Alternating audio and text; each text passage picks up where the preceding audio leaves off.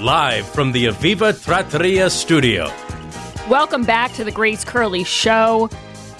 We're talking about the latest controversial video that's going viral of a woman, of a teenager in Columbus, Ohio. She was shot by a police officer after trying to stab another teenager with a knife. And my producer just pointed out a lot of people are describing this as a knife fight. It is not a knife fight because the girl who was almost killed with the knife did not also have a knife.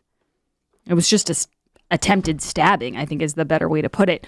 And now we're seeing that the social justice warriors on Twitter are talking about this, and, you know, it's becoming a hashtag, and we're going to get into that all throughout the day, so don't go anywhere. But we have a great guest joining us right now. She's one of my absolute favorites to have on the show from RedState, Jennifer Oliver O'Connell. Thank you so much for coming back on, Jennifer.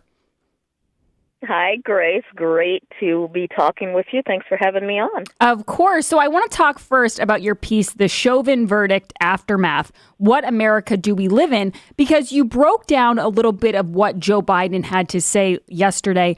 And the president's words, especially when you wrote them down and I could see them on the paper, I was thinking, wow, this is really wild. I think part of the point that you drove home is that he mentioned staying at it. And you said, what does this staying at it involve? Describe to people why you're so concerned with his remarks yesterday.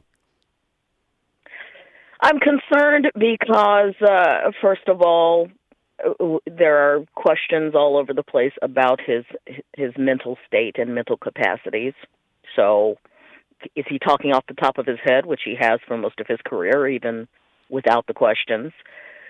Is he actually serious about anything? And as you read the article, I make the point that if he was truly serious about keeping at supposed social justice and equity, then he would have repealed his 1994 crime bill. He would have gotten rid of,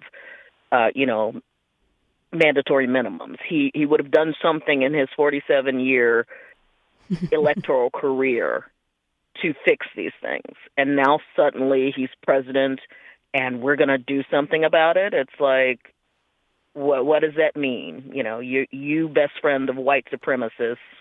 Now, forget the fact that sometimes she confuses his name. She's called him George Kirby in the past, not just George Floyd. Mm-hmm. But Jennifer, do you think that you talk a lot in this piece that people can find at RedState about the Police Reform Act that Senator Tim Scott brought to the floor, and it was completely wiped away by Democrats. They wanted nothing to do with it. But I'm seeing this mentality where it's not about actually changing things. It's about creating martyrs out of certain people. And now George Floyd, she's thanking him for his sacrifice. Yeah, as if George Floyd wanted to die or chose to die. Did he? Did they set this up? There's some buzz on Twitter saying two people have said it. I think somebody in his family said use sacrifice. I think Kamala Harris used sacrifice, if I'm not mistaken. I'll have to listen to it again. But what is this sacrifice? He was held down, on drugs, the combination of either being held down by Chauvin's knee, whatever, caused his death. But it's not like he willingly said, yeah, I'm going to, fill myself up with drugs and get caught by the cops, and then this cop is going to do X, Y, Z. It's just a very bizarre statement. It also gives you an insight into the agenda of the left and the agenda of Democrats that, as you said, they want to make people martyrs for a cause, for their cause of so-called justice. And it's like, no, he's not a martyr. You made him a martyr, but he's not, nor is he a cause for justice. He's a tragic victim of a police officer's hubris. But trying to make him into this almost saint-like qualities is just, first of all, it digs into where is your mindset at, and secondly, it whitewashes the nuances of the entire situation. It's a tragic situation all around. I think that's a great way to put it. And I also think that there is something to be said for thinking that Derek Chauvin was wrong and not necessarily assuming that everything has to do with racism. I mean, there was definitely foul play here. And I think most people saw that video and were horrified. I would say the majority of people who saw it. But there's been this conversation about white police officers and black victims. And I'm just starting to think when I see this situation. So let's move now to the situation in Columbus, Ohio. Jennifer, it really makes me start to think, what was that cop supposed to do in that situation? Was he supposed to let one teenager stab the other one so that he was not now labeled the most racist man in America? Well, according to some people, he was supposed to, shoot the knife out of her hand, leave her disabled, but make sure she was alive. And it's just like, these people have never shot a gun. Right. And these people have never been in an intense situation where you have to act quickly. I watched some of the video, not all of it, and I'm actually writing a piece at RedState about it this afternoon, so stay tuned. But I agree. What was he supposed to do? He acted to save the young lady in pink who did not have a knife and who clearly was about to get taken out. There's this one image where she is literally raising and holding the knife. And, knives, you can stab as many times. And frankly, if you hit a major artery, you're gone. And so she looked intent on doing something, and he acted quickly to stop her. And that was his action to do that. It goes back for me to people, first of all, othering cops. We've done, or should I say the left has done a good job in othering them as, these evil entities of the state, and they've done it for their advantage as well as toward their disadvantage.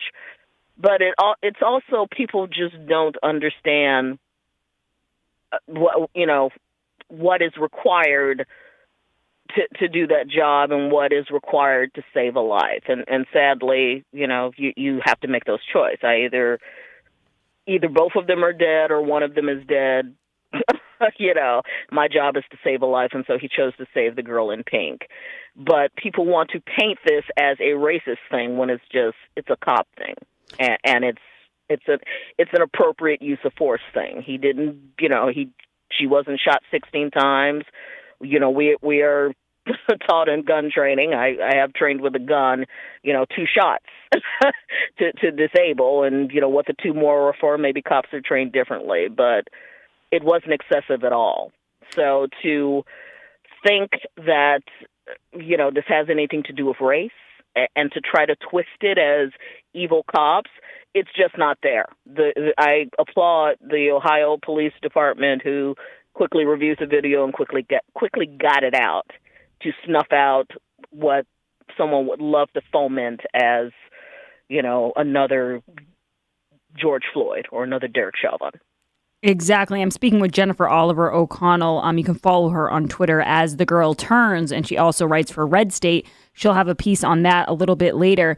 And Jennifer, it does. You talked a little bit about police reform in your article, and I think that that's a conversation that a lot of people would love to have. I think that there's this idea that white people in America or conservatives in America do not think that police can do any wrong, and that's just not true. But I also think there's a real nervousness right now in the country when it comes to talking about race or maybe being critical of certain situations, like with these 2 teenagers. I, for one, came out here at the beginning of the show and I got a little tongue-tied because everyone is so afraid that if they say the wrong thing, they're going to be labeled racist. And so it kind of stops any real conversation from happening about how to make things change. Are you there?